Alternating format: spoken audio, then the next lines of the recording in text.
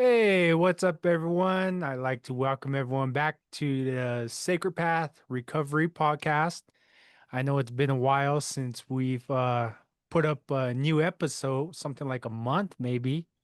Um, the challenges of learning the Zoom meeting system and the benefits of being retired, and also the challenges of working towards my bachelor's degree, so. But of course, me and Katie O'Connor here don't want to stop producing our content. So we made the time and here we are. The other day, from my end, we were talking on the phone and I was letting her know of my accomplishments in my academic endeavors. One of those was um, getting in touch with one of the counselors from Laguna Behavioral Health Services, and he kind of guided me along towards working towards attaining my LSAA degree, or certification, I should say. And LSAA is my licensed substance abuse associate.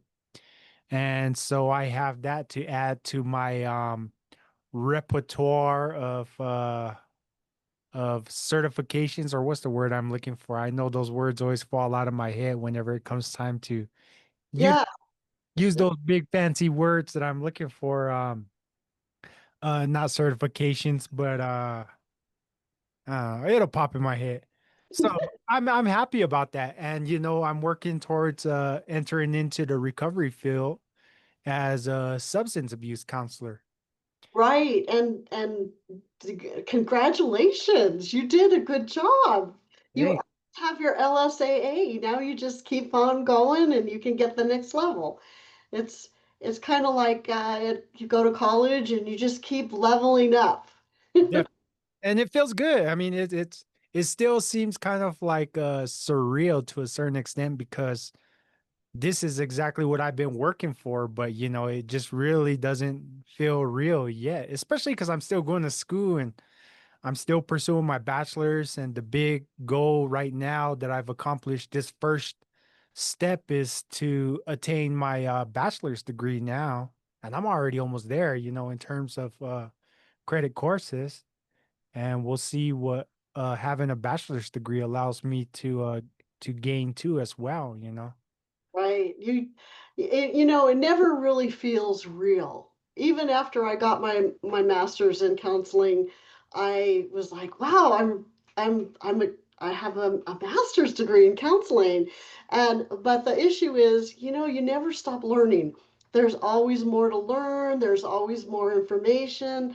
There's always new ideas and new ways of doing things. So it really never ends, but if you like your subject, if you like what you're doing, it always kind of rejuvenates you and it's always exciting. Definitely, definitely. And I keep on looking up here because that's where I'm used to having the camera, but I keep on forgetting that I put the camera right here now. So, but yeah, and this is, what we were talking about the other night when we were setting up the time to make this new podcast. But one of the things we were talking about that we want to talk about today is time, and having all these goals, these tasks. It's sometimes it gets overwhelming because we feel that we have to get so much done in so little time, or and for me, I was telling Katie that it seems like, geez, things are just flying, and it hardly ever seems that I have personal time for myself apart from working towards these goals. It's not that I don't mind being here at the school in the work study program, doing my job in here in the library, but it just feels like I'm constantly putting myself under the gun. I'm not necessarily under the gun to accomplish these things, but I notice that I find myself doing it. And sometimes I feel like I'm overwhelming myself, but it's not that. But um we Life, you know? yeah. And we were also talking about how, like, that's why a lot of us feel like, time is moving at a exponential rate compared to how we were experiencing it when we were children, or even in grade school or high school. Because like I remember those days, and the day couldn't end fast enough for me, because I just wanted to get out of school. And but now it's like, geez, it seems like yesterday was just barely October 1st. We're like a week away from Halloween. And so yeah, and so that's basically what we want to talk about today is regulating our nervous system, healing past traumas, and not allowing ourselves to get overwhelmed by this sense of being rushed, of being um like we have to finish so much in so little time, because we do have all the time in the world to do these things. Really, in essence, there is no such thing as time. Time is a constructed idea that we all agreed to abide by. And if you kind of think of it like that, suddenly it loses that idea that you have to follow those little hands around the clock, that there's all the time in the world.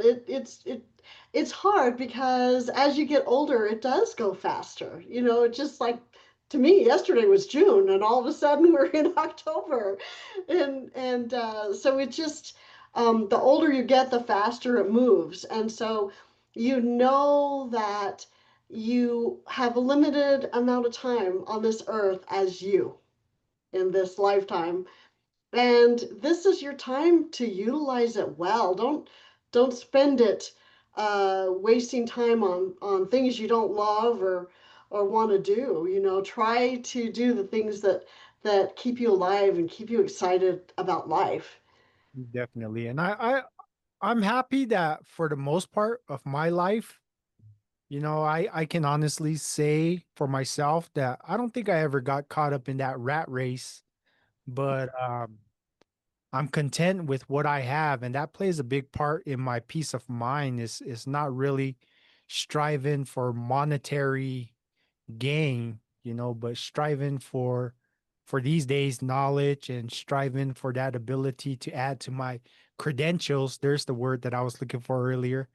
So that way I can use these gain credentials in order to make a significant impact for the people that I'm looking to help. Right. Yeah. Everyone has this fantasy of, making a lot of money or winning the jackpot and life just being great and everything working well. But a lot of times when they go and study those jackpot winners, they spend it all fast and then they're miserable. They kind of live miserable lives after the fact. And so it's really important to understand that you're here for a purpose. You're here for a reason. And you have to find what lights you on fire. You have to find what makes you excited about life. You got to do the things that, um, make you feel good. And maybe the monetary reward isn't always there. Maybe you just do it because you love it. Um, and that is the reward. And if you can get used to that idea that and not expecting anything, um, in a way, I hate to say that because that kind of goes against the whole idea of manifestation.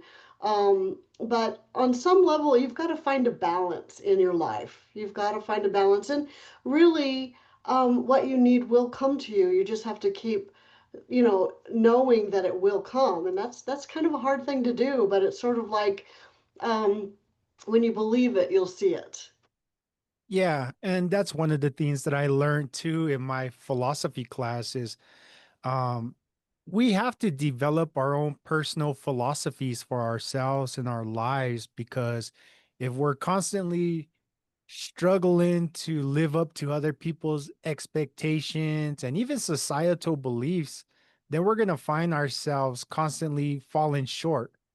But what I learned was that those personal philosophies that we make for ourselves, it's basically that, doing the things that you enjoy in life that make you happy. And if you can attain the ability to do that, then you're going to be able to look past these kind of beliefs that, materialistic things, an expensive car, a big house, a stack of money is what happiness is. But if you can find those things that make you happy, regardless of monetary or whatever society imposes on us, then you'll be content with what you got, and I can say that I have that, in my life right now at this point.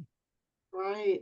And part of, going to college is really exploring all the pathways that are available and all of the ideas, because a lot of us have been raised with very narrow philosophies, or this is the way it is, or this isn't the way it is, whatever. And then when you go out and you start finding out and learning about other peoples and other cultures and all of the wonderful and amazing spiritualities that exist across the planet, you start to realize, well, why do I believe this, or why do I believe that, and what actually feels better to me, what makes me happy. And so that's one of the reasons I studied psychology. And I just want to say psychology is the study of the mind and behavior, and how they're related. Um, and so that kind of brings us to our topic, understanding trauma and your nervous system. So it felt like this was an important topic to bring up at this time, because everybody is in such a rush and there is so much going on in the world. I mean, just watching the news is a traumatic experience. So, being able to hold your space, ground yourself, center yourself, and come back to what's important to you is really important. So, we're going to talk about some of these things today.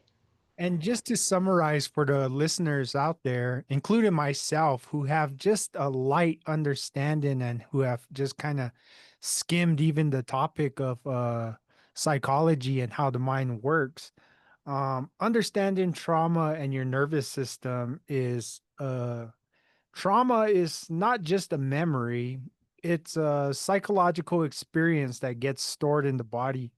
It affects your nervous system in a positive or negative way, depending on what type of catalyst you have going on outside your body. Whatever is affecting you. The nervous system is constantly scanning for safety. So when you experience trauma, every human has what's known as the fight, flight, or freeze, making you feel constantly stressed, anxious, or emotionally numb, depending on what you're experiencing. And this healing from this kind of trauma involves being able to safely teach your body that it's now safe, that it's now in a place where we can start working towards regaining that balance in our lives. Because if not, then we're constantly going to be in that full state of anxiety all the time, and I know some individuals that constantly feel that way. They feel that anxiety, and it's hard to really um help them along because they're not aware of what's causing this anxiety. Sometimes, traumas happen to you when you're very young, and you may not remember what those traumas were, but you may have a level of anxiety. And sometimes, if you work with, this is a great reason to work with a counselor, because they can kind of take you back to that time, or even a hypnotherapist can take you back to that time, and you can explore it and see what happened, or where, what age you were. um, and so it's important to be able to track that emotion and that anxiety to whatever might have happened. And sometimes you just don't know, because I like to think of trauma as pockets filled with emotion that are kind of agitated or nervous or anxious or afraid. And if you can go into the fear or into the anxiety, sometimes you get an image or a picture, or you know what it's about. And then when you further explore that, you can release it, so it doesn't, you don't feel that anymore. But I would like to just reiterate while we're here, If you're experiencing any kind of, trauma, or having anxiety or fear, or just having trouble coping with life, maybe there's depression, make sure that you see somebody, reach out. A lot of times we think, oh, I have to hide these things, I have to just deal with them myself, but you don't. There are people around that can really help you and move past it so that you can be the best version of yourself that you want to be. Yes. Um, well, well, I've had the ability in the past year or two to take certain classes that taught me how to regulate this anxiety or this kind of these negative emotions or feelings that sometimes come into our lives. Some of these include simple body-based exercises which can help you shift your nervous system out of out of high alertness, out of that anxiety that we're feeling, and back into that calmness, that balance that most of us want to be in. These include somatic work, which emphasizes listening to your body's signals and using gentle movement and awareness to release that stored tension and trauma. Um, Breathing exercises.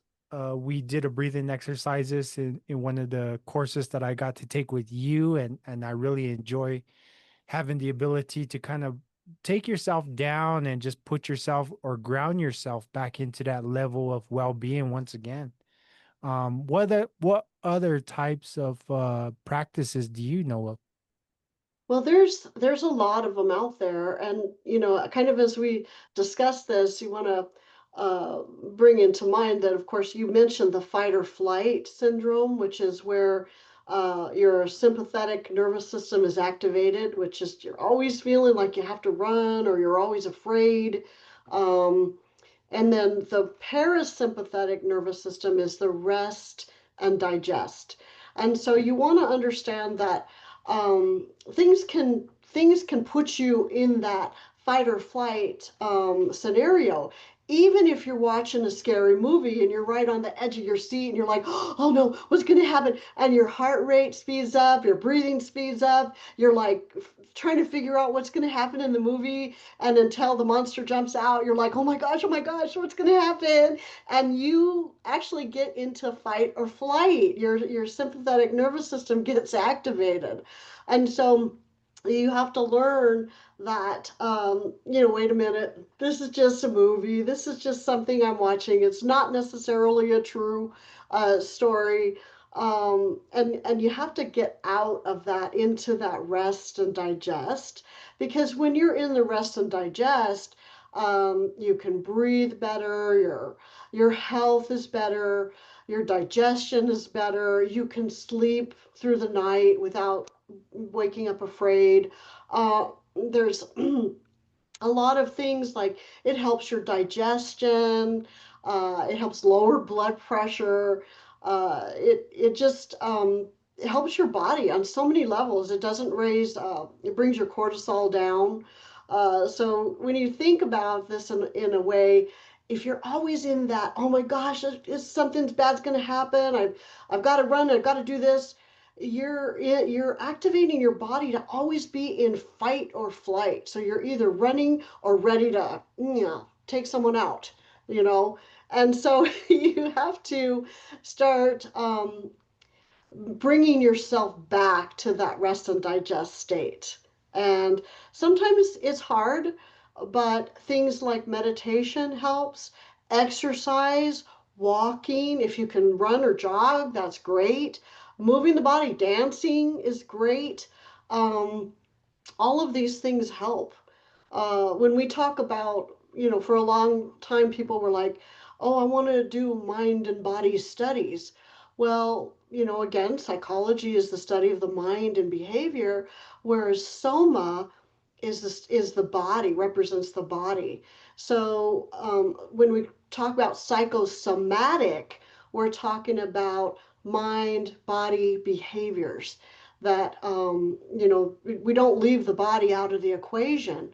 We start looking at how we can help the body through these means, through it can be prayer, it can be meditation, it can be any number of things that help.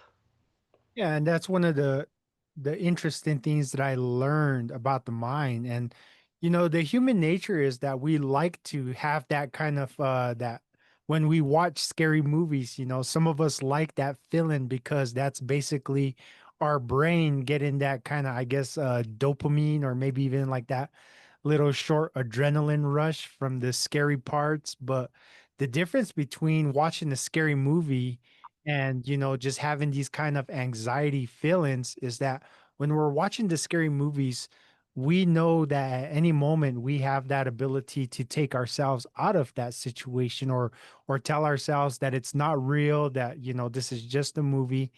um Sometimes when we're facing these challenges in life, however, those anxiety feelings come and we can't pinpoint exactly why it's there or what it's coming from. But when we can have these practices of breathing, of regrounding ourselves and telling ourselves, of recognizing exactly what it is that's causing these feelings, there we gain that power and that ability to not be overwhelmed or overcome with these kind of feelings of anxiety, and panic attacks, because that's something that I had a hard time understanding, because some people, they used to say, "Oh, I'm getting a panic attack," or "I'm feeling anxiety right now." And coming from my point of view, where I've never had that issue, it's kind of like, well, what are you going through? And it's hard for me to kind of empathize with what they're feeling or try to. And it's just kind of like my mind is like, just like, snap out of it. What's wrong with you? But really, when you understand how serious some of these things can actually be for some people, then it makes you realize, you really got to help them out as best you can. Right. Well, when we think of trauma, we tend to think of a physical trauma, like being hit or being abused in some way. But it's not necessarily always a physical thing. It can be very much a mental thing. It can be in your brain, it can be in your emotions. Say somebody hurt your feelings at one point and it just, destroyed you. Something somebody said just made you crumple into a ball and sit in the corner. That's a level of emotional trauma. And sometimes these traumas come back in the form of physical symptoms. For example, if you've suffered some kind of trauma, you could have dissociation, which is a feeling of detachment from reality, from oneself or the situation. So people could walk around in this kind of daydream world, not really attaching to what's going on around them. They dissociate. They're not even there sometimes. Um, you could have intrusive thoughts or thoughts that just won't stop, a mind that won't stop, unwanted and distressing memories, flashbacks, or nightmares related to a traumatic event. There's more. There's avoidance. Sometimes that's the an effort to avoid anything that reminds you of the trauma. Uh, such as if it happened around certain people, you might want to avoid those. You might try to avoid those people, places, or activities. Sometimes when people are in car accidents, they later on refuse to drive because it's so much triggers their trauma. So there's many forms, physical forms that can come to a person, even having trouble controlling your emotions, intense anxiety, anger, or depression, and also physical ailments like headaches, insomnia, gastrointestinal issues, and just chronic pain in the body. Yeah, and there's a lot more to the psychological effects rather than just the physical. I mean, you can take a beating, you'll get over the physical trauma faster than you will the psychological. That memory will constantly be with you. And like you said, there may be certain triggers that may bring you back to what you experienced, whether it's a smell, whether it's a sound, and it'll last with you way longer than a physical experience will, or the physical damage will. Your body will heal. Some of the more common trauma responses to these kind of psychological triggers or psychological effects are the fight or flight, which is an immediate response, which involves increased heart rates, adrenaline release, a sense of urgency to either confront or escape it, to freeze up, which Mhm. is a state of immobility and paralysis where the body shuts down and the individual becomes unable to move or react; to fawn, a response where the individual becomes overly accommodating or submissive to the perpetrator; disassociation, a feeling of detachment; intrusive thoughts, which are unwanted and distressing memories; flashbacks, nightmares related to the traumatic events; avoidance, an effort to get away from anything that reminds you of the individual or trauma; hypervigilance, increased alertness, and a sensitivity to potential threats, which I believe is kind of like you get like jumpy, and Yeah. um, And it, sometimes let me just intervene right here on hypervigilance. I'm sorry, sorry, James. I don't mean to interrupt you. It's just coming out. So when like in hypervigilance, with you have an increased alertness, you're always anxious and worried and always watching for threat.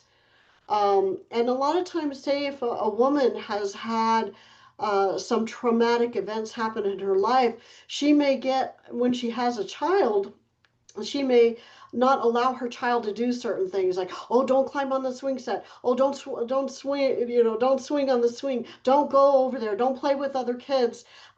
Sometimes they will try to restrict that child from their natural need to play because they're afraid that they're going to get hurt. And so a lot of children are like, I know, I'm okay, let me go, I want to be on the monkey bars, or whatever it is.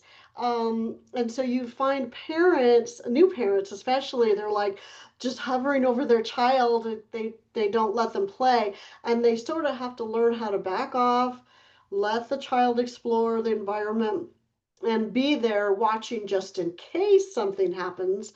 But it's that's where you sort of transfer your fear to your child, and if that continues to happen, the child may be continually, I'm afraid to do this, I'm afraid to do that, and as they grow, not engage in certain activities because they were told to be careful and be away from that. yeah. And to a certain extent, I believe that a lot of us have experienced these feelings, that fight or flight and freeze. Public speaking. I had a communications class where we're supposed to get up in front of the class, and right before you're there, even though you've practiced your speech or whatever it is 1,000 times before class, your hands get clammy, your heart starts pounding, and then when you get up there, you're trying not to refer to your notes. You're just trying to remember off the cuff what you're up there to talk about. So, um, disassociation. Wait, which one was the one I wanted to talk about? Um, let me see here. Avoidance of anything that reminds the individual. I've experienced that before. Um, a smell, a certain smell that still brings back these awful memories that I have of something that I've experienced before. And um hypervigilance is that increased potential and sensitivity to potential threats. I feel myself getting antsy sometimes, especially if I'm in a room with a lot of people, and it kind of feels you almost get that like claustrophobic feeling, when you're surrounded by too many people, where you just want to get out of there and kind of get yeah, just get out of the situation. And James, a lot of people, there's a high percentage of people in society that have trouble with public speaking. And a lot of times it reverts back to elementary or junior high school, where they were had to give a speech, and then something happened, like they had that panic attack in front of the audience, and they couldn't breathe, or they freaked out, or they couldn't speak. I mean, I myself have gotten into situations where I'm like, I can't get the words out.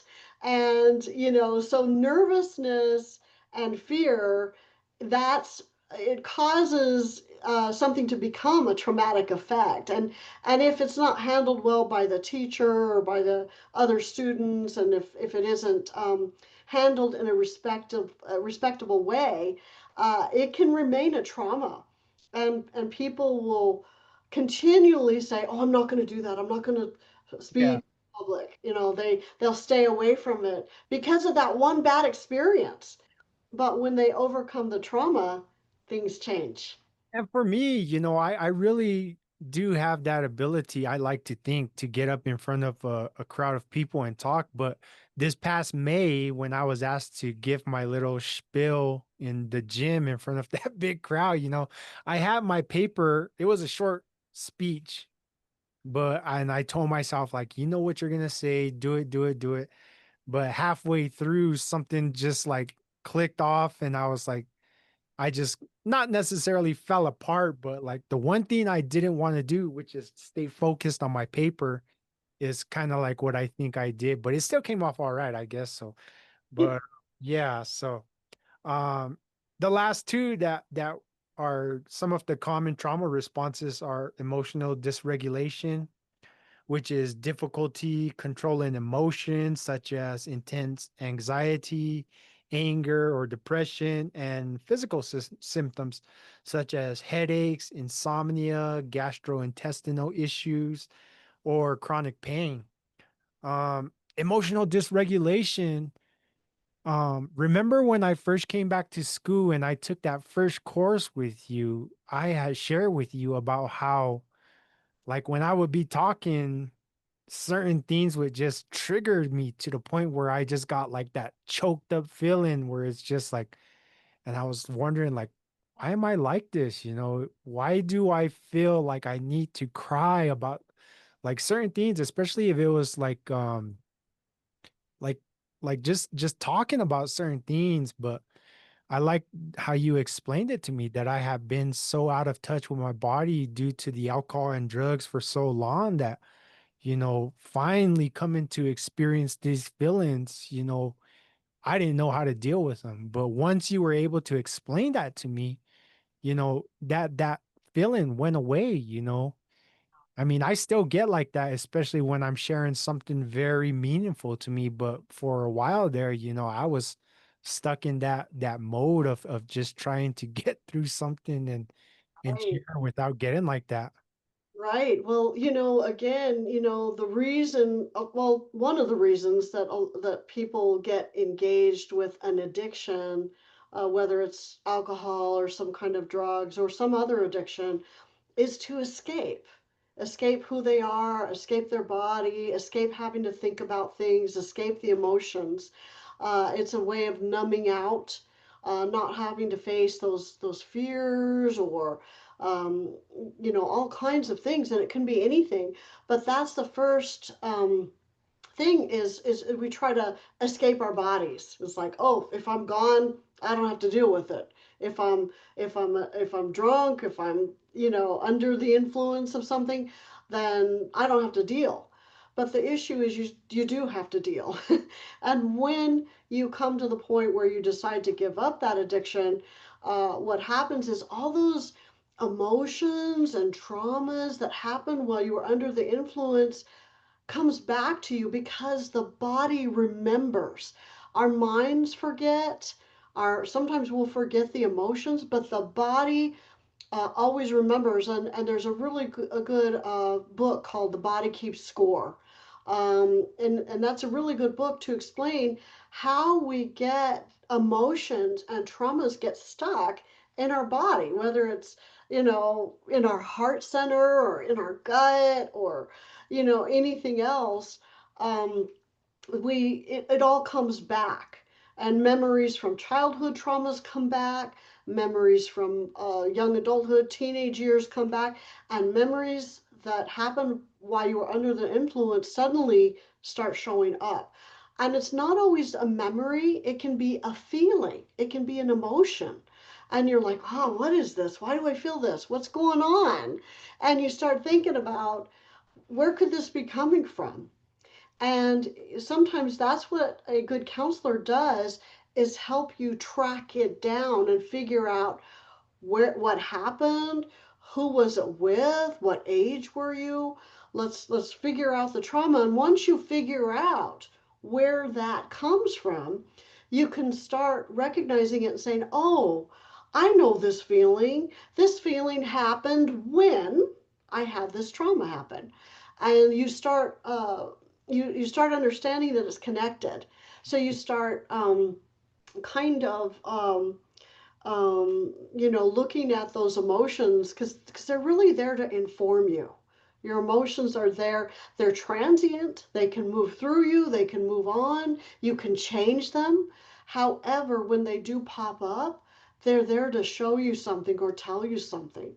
And so when you start understanding that and learning how to allow that to flow and clear in your body, clear in your energy centered, doing the meditations, doing the body work, doing the healing, you eventually can let go of those traumas, and those emotions don't haunt you after that. And for me, when I first started actually trying to work the 12-step program, prior to learning or trying to learn why the purpose of the 12 steps are, I just thought it was just like, just a list that you just had to memorize. But what I've come to understand is that, especially for recovering individuals who are trying to find sobriety once again and overcome addiction, those steps are a means of helping yourself recover, that balance back in your life. Because I know that, I believe it's number 9 is making amends. And for me, that's where a lot of my hurt comes from, my anger, because, I have to make these amends to people and say I'm sorry. If not, that feeling of of what I did in the past is constantly going to weigh on me. And I know that, trauma responses can manifest differently in different individuals. But as long as you can honestly work your way down that list of steps and find yourself a good counselor or a good sponsor that's going to show you and explain these things to you, you'll be able to find that recovery for yourself, because those steps are very, very powerful in what they're able to do when you can understand why they're there and why you need to, work them. Right, right. And that's a big part of it, is being able to first remember what it is, or find out what it's about. What is this emotion about? And a good clue is, if you always go to a certain place and that emotion comes up, it has to do with that place or somebody at that place. So you start becoming sort of like your own detective, your own investigator into your own life, your own emotions, your own traumas, and working with someone, or finding ways that you can work yourself through those, so that you don't have to feel those feelings you felt at one time.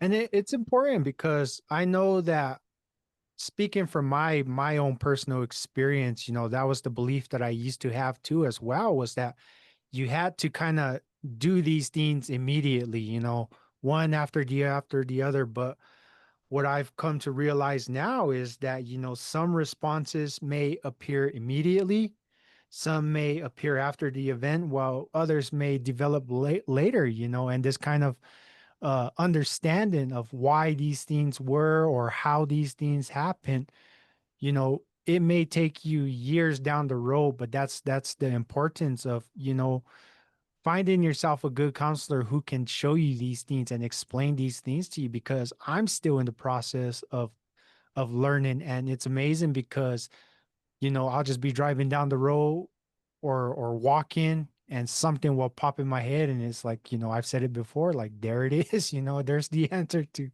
what I've been looking for this whole time. And um it like I said, it can just vary, but it takes having that ability to work the program for yourself and really understand how these things work.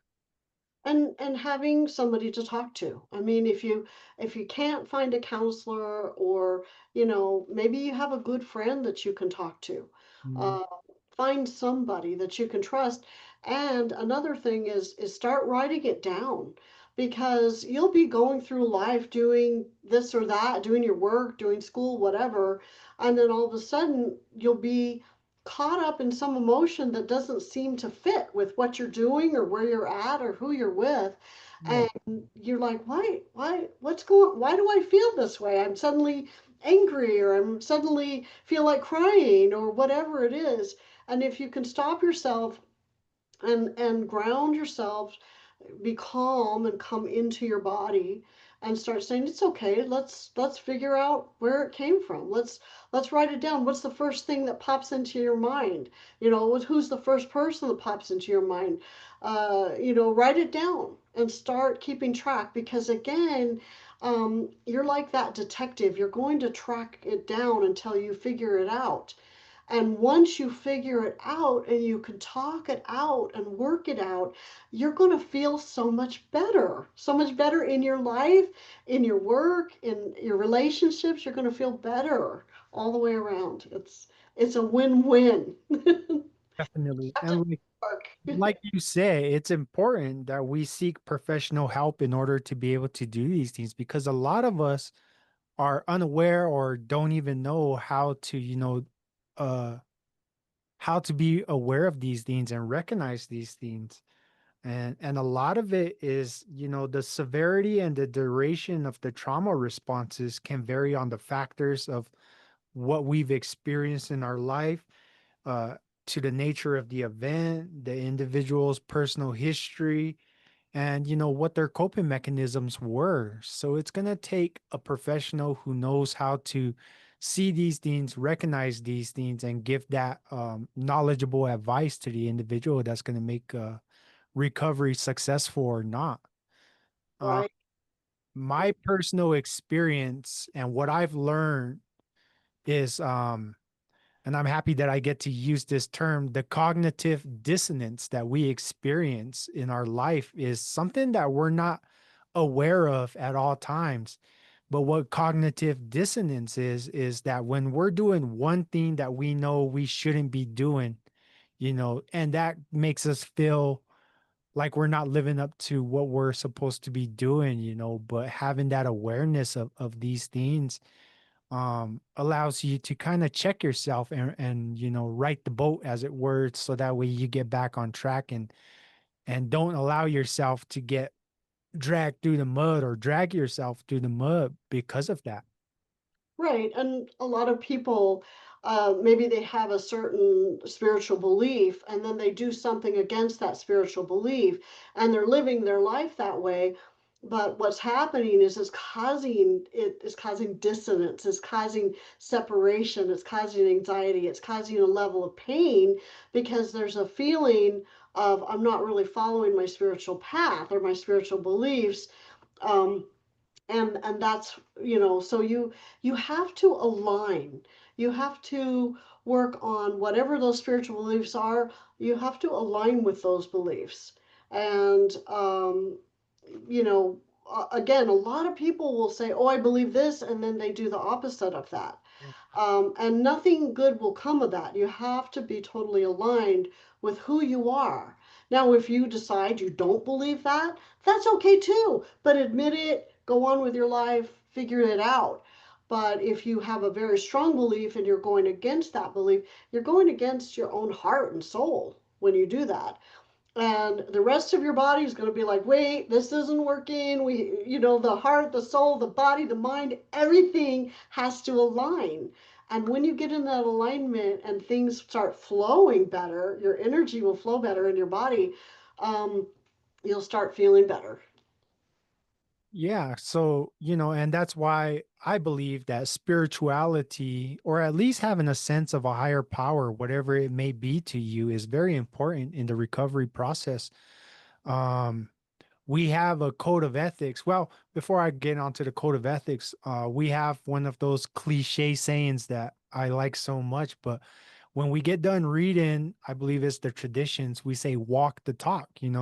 So whatever you're talking about, you should be able to follow it, follow what you're believing in, or what you're at least trying to believe in. And those code of ethics that we follow are simple basic virtues such as honesty, unselfishness, the courage to do right, to admit when we're wrong.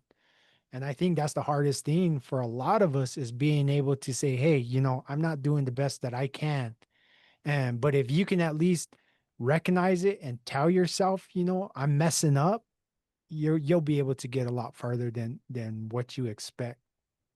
Yeah, we have to look at ourselves and say, you know, when you're doing something right, good job, and when you're doing something wrong, come on, let's change things up. Let's do try to do better.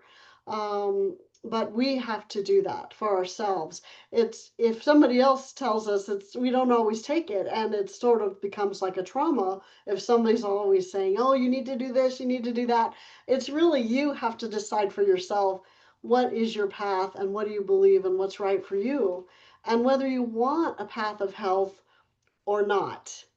Um, so, um, so I wanted to bring to you today some ideas about, some practices that might help you with your trauma. And these are grounding techniques. Yeah, there's several of them. One of them is called the vagus nerve reset, and this is where you lay down, you're on your back, you put your hands behind your head. So kind of clasp your hands together. And then you're going to look to like the right and you're going to look straight up with your eyes. And you hold it for a count of 30 seconds. And then you come back to center. And then you're going to do the same on the other side. And just remember, you're going to look straight up. And there's some evidence that this stimulates the vagus nerve, which is a major pathway of calm and regulation. And also, what will happen is within that 30 seconds or to a minute, you will yawn. You literally will yawn. I tried this last night. I was like, let's try this out. And sure enough, within 30 seconds to a minute, I would yawn. And yawning is a sign to your nervous system that your nervous system is relaxing. And so if you need that, if you could do that vagus nerve reset, it'll help your body to relax and you recognize it. So that's one trick. Okay. And what about the grounding feet technique? Well, the grounding feet is one of our greatest fears as human beings is the fear of falling. And so actually connecting your feet to the earth like it's a magnet is a way of helping you feel safe and secure. But you can actually do this where you can sit or you can stand. You put both feet on the floor. You wiggle your toes, and you press your heels down. So you feel your heels pressing into the earth, and then you press the balls of your feet down into the earth. And you notice the difference, how that feels both in both positions. Notice the temperature and the texture under your feet. Mentally or verbally state, I am here in this room right now. And this is really effective if you go outside, like if you put your feet on the earth, in the earth. I used to do this. I used to gather, I get a big sandstone rock and I bring it into my house, and then I sit there with my bare feet on the rock and I say, I am here right now. But the more you can do this with being in nature and see your energy moving down, down, down through your body into the earth, um, and even seeing your energy nodding on the other side of the earth, like sinking all the way down and on the other side of the earth, tying it in a knot or a bow, Yeah. and seeing yourself as connected to the earth. That really can really help you uh, call you back from all times and places. Call your mind back, your energy back, your emotions back. And sometimes I say to myself, I call myself back from all times and places. And in that moment, I feel like, whew, everything comes back all at once. And I'm like, oh, I'm here, I'm present, you And know? last one is the body scan technique, which built interoception, which is the awareness of your internal body state, which is often lost in trauma. But this practice reestablishes a safe connection to your body. And this is the body scan check-in. And I know how to use this one. And I do it throughout the day too, which is closing your eyes or just kind of softening your gaze, quickly scan your body from head to toe and kind of, recognize for yourself where you're holding tension. Is it your jaw? Is it your stomach? How does your body feel? Are you feeling heavy, light, buzzing, numb?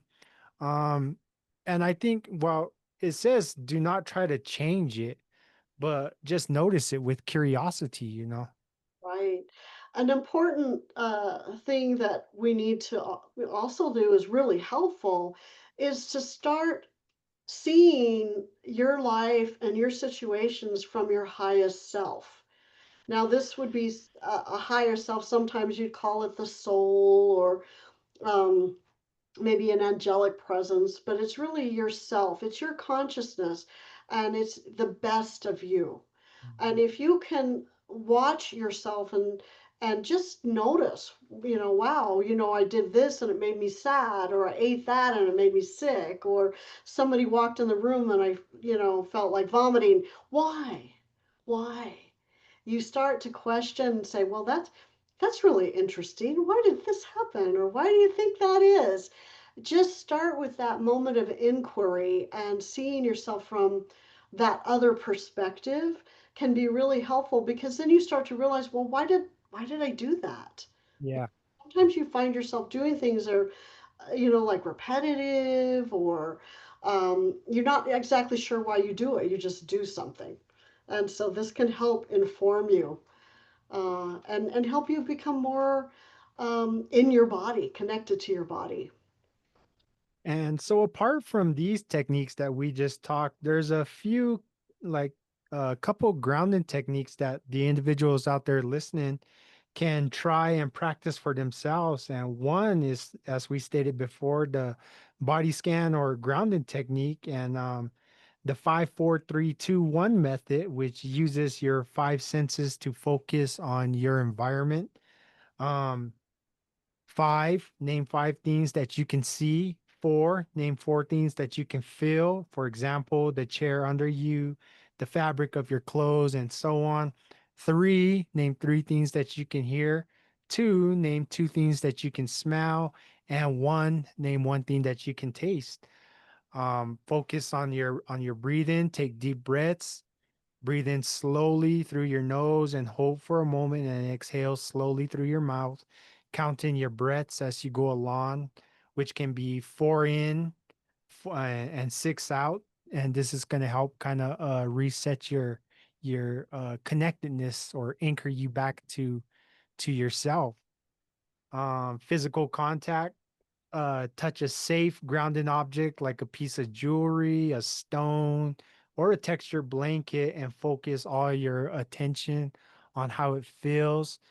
Um, I think this is what those new those like little poppets or whatever they're called. They're almost like those like plastic they give them to certain people now, and I've used one of those too, or even like a fidget spinner, Uh-huh.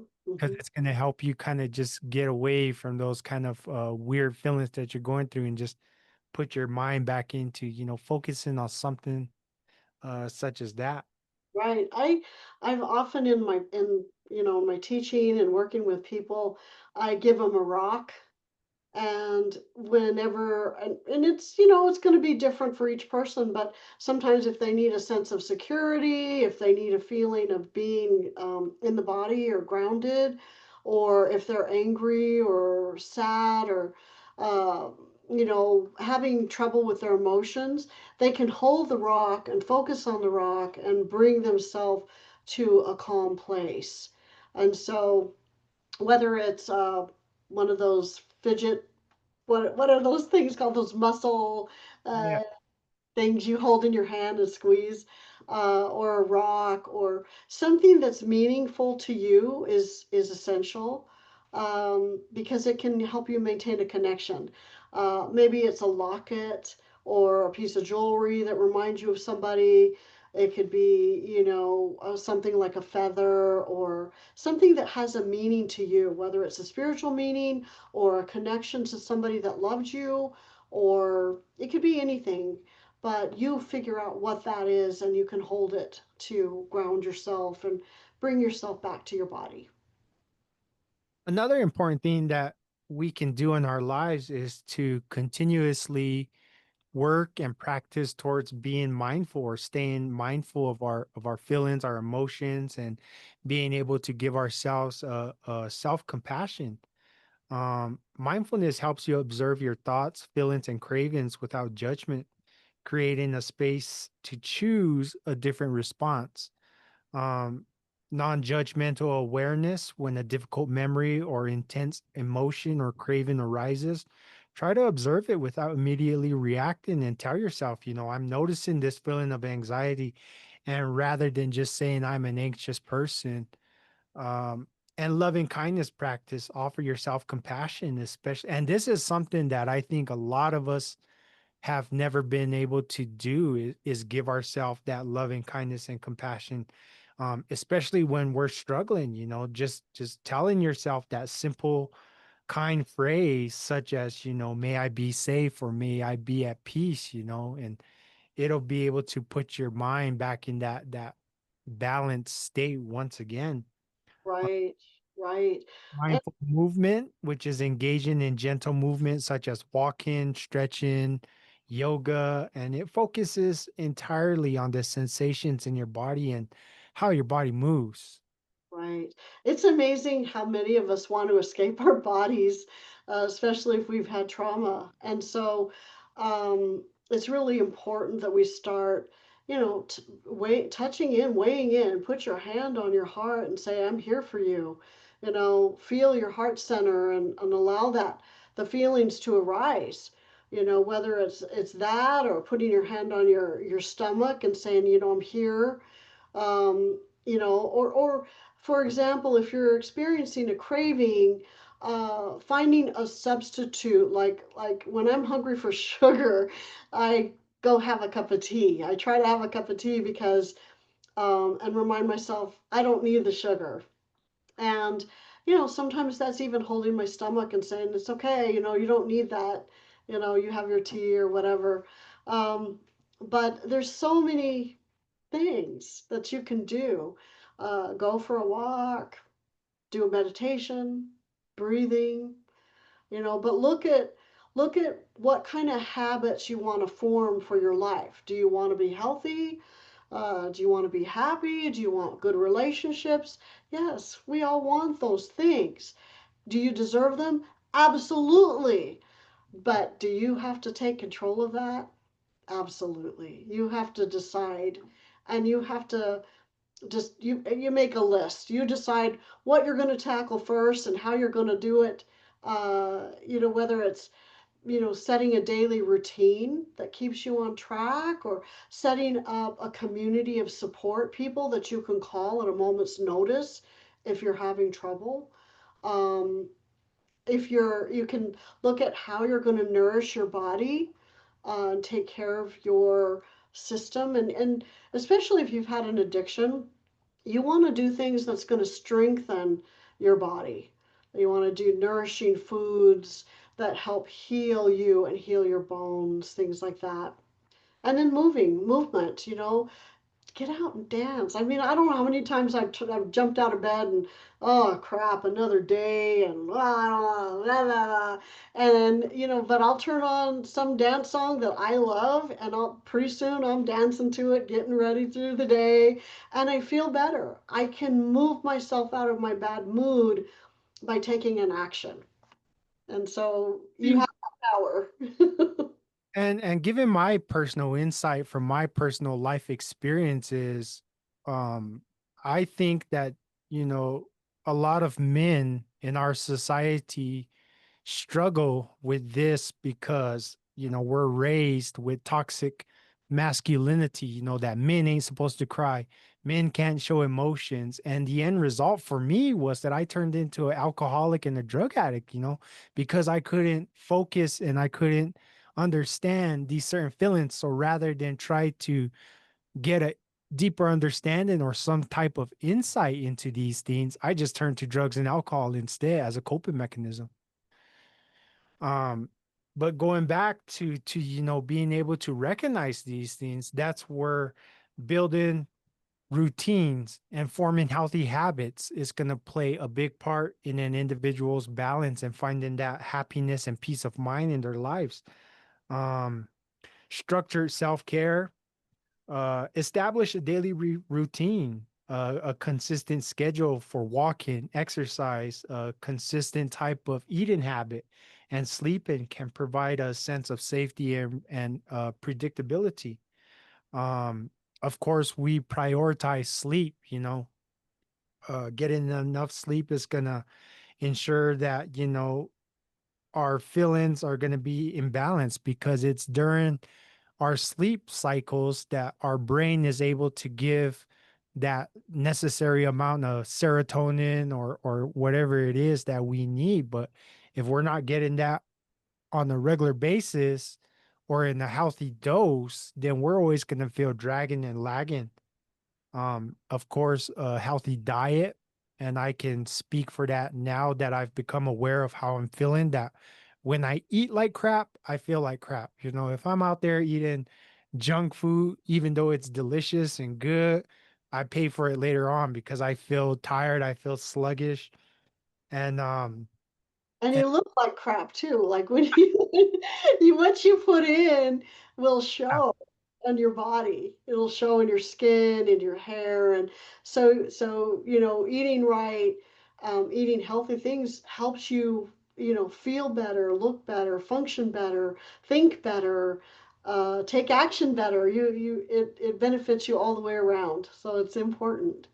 And of course, moving your body and getting that exercise in, whether if it's just walking, riding a bike, um, some of us, when we get into our exercise routines, we have the habit of taking it to like extremes, and in the end, it kind of has like a reverse effect. But if you know how to at least set aside an hour, even 20 minutes a day of just, uh, exercise, that should be enough to suffice for any individual. Uh, Find find ease with your exercise. It can be walking, it could be anything, but if you push yourself, if you're doing it from a space of anger or pain or fear or just I gotta do this, it's not going to help you in the long run. You have to have your mind, body in alignment. And so try to find something you enjoy doing. Enjoy, like I've been swimming and I enjoy it. Like I really enjoy it. and I think the most important thing for a lot of us out there who are seeking recovery from any kind of trauma, whether it's addiction, whether it's domestic violence. The most important thing, as Miss O'Connor said earlier, is connect with support. Find that help, find that healthy group of individuals, of like-minded individuals, that counselor, that sponsor, that friend that's going to be able to be there with you. Because isolation is often a definite danger to a lot of people. It's not a good thing to be alone a lot of the time, especially for people suffering from unhealed trauma and addiction. Um, that's where a lot of us have the capability or the ability to just fall back into that habit. Get Um, out and help other people. My mom used to say, if you're depressed, you're thinking about yourself too much. Get out there and help somebody else. And it really does work. Finding a group to belong to, being part of a group, just even helping family or whatever, get out there and do something for someone else. Find the support group, healthy expression, use your creative abilities and do and develop creative outlets for yourself, such as journaling, artwork if you enjoy art, or even if you don't consider yourself an artist, just make something for yourself, because it's that ability to create that makes you feel good inside, even if it's just making something that is meaningful to you. um There Music. was can I say something real quick? I'm sorry. When when there was a time when I didn't have money to buy canvases, but I could maybe get some paints. And what I discovered is that if I found rocks outside, I'd find big rocks. I'd go hiking and I'd find these rocks, and I would paint on the rocks, and I'd paint things like love, and then I'd take it out and drop it somewhere where someone would find it on the path. And it was really exciting to think about, wow, somebody's going to find this rock that says love on it, um, or has a picture on it. And so I would do these little rocks and then drop them around in different places. And I just like the idea of feeling like maybe I was helping somebody have a good day if they found it, you Yeah, know. definitely. I mean, there's a whole new uh this we're entering into a whole new era of various types of therapy. They're holistic in nature. It's art therapy, it's sound therapy, it's music, it's dance. And they're finding that doing these things really does have that ability to help people overcome these traumas and problems that they may be facing in life. um when to seek professional support. While a lot of these things that we talked about today are valuable, trauma and addiction, it's important to note, often require specialized and professional treatment for effective treatment. So if you're experiencing any kind of hurt, or if you're feeling hurt, you know, find that specialized, find that professional individual that's going to be able to help you. These techniques that we've talked about here are just suggestions to help you overcome what you may be experiencing in life. But if you're experiencing something more serious, of course, go and find your professional out there, professional doctor, therapist, whatever it may be. Um, and other than that, I think we've pretty much covered what we came here to talk about today. Right. Well, keep in mind we are amazing, complex beings, and we need to celebrate ourselves. We need to be able to express ourselves authentically. We need to be able to reach out and help other people, and we need to be able to reach out when we need help. And so this is an important aspect of being a human being and being an enlightened human being. And so just know that the more you approach healing yourself, the more is going to come to you. The universe is going to provide more and more opportunities for you to grow and love and become who you're really meant to be on this earth. So don't hesitate. Reach out, get help, talk to people. You can do this. Definitely. It's time that we break that cycle and those old thoughts of thinking and start moving into this new era. We're entering into the age of Aquarius, and I that's just a song reference there. But yeah, definitely. I mean, we're all here to help each other out. And I know that we all need that help too as well. I definitely need that help. And one of the things I struggled with for so long was having the ability to overcome that stereotypical thinking of what a man is supposed to be, but rather reaching out to help and finding groups of like-minded individuals who are going to help me along in my journey. And I can show you, my life now compared to my life then is proof of what doing these things can actually accomplish for you if that's what you truly want in your life. And just know that, people like me and Katie and everyone else out there are out there willing to help you as best we can along this path and this journey, the sacred path recovery that we're all wanting to walk in life. Yeah, yeah, we're here, and there's lots of people here for you. There's a lot of people out there that want to help. And so reach out, drop us a like, drop us a comment, let us know. If you need help, get in touch with us. We're both at NMSU. So James Francis at NMSU and Kathleen O'Connor at nmsu.edu. You can find our email. Let us know. Reach out. So once again, I'm happy to be back here again. I look forward to all of you guys tuning in. Like Katie said, give us a thumbs up, leave a comment, share us to all your friends and family as it helps us get out there to more people. And we'll see you next time on the Sacred Path Recovery Podcast. We'll see you guys later. Peace. Guys.